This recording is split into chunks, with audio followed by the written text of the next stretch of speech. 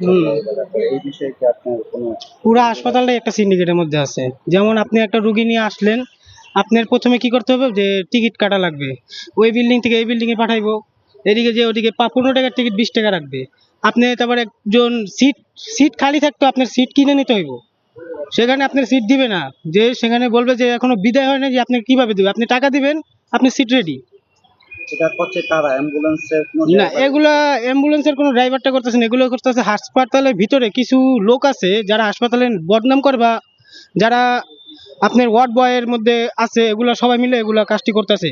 এবং এই টাকাগুলো দেখি আমি আজকে দেখলাম যে টাকাগুলো নিজেরা নিজেরা ভাগাভাগি করে নিতেছে। এগুলা রুগী বাঁচাইবো না আপনার সিটের জন্য দৌড়াদৌড়ি করবো, না ই করবো, চেক আপ করবো, এখানে সিরিয়াল ওখানে সিরিয়াল, এই হাসপাতালটা ই করতে হবে আপনার। আচ্ছা, রোগী আনতে কি কোনো দালাল চক্রের কাছে করেছিলেন? না, রুগী আনতে দালাল চক্কর পর্যন্ত পড়ি নাই। অনেকেই ধরছিল যে আমরা এই করে দেবো সবকিছু, আমরা করি নাই। কিন্তু এই যে সিট নেওয়ার জন্য নেওয়ার জন্য এগুলো বন্ধ করতে হবে। সিট খালি থাকতো কি জন্য আমি সিট কিনে নিব?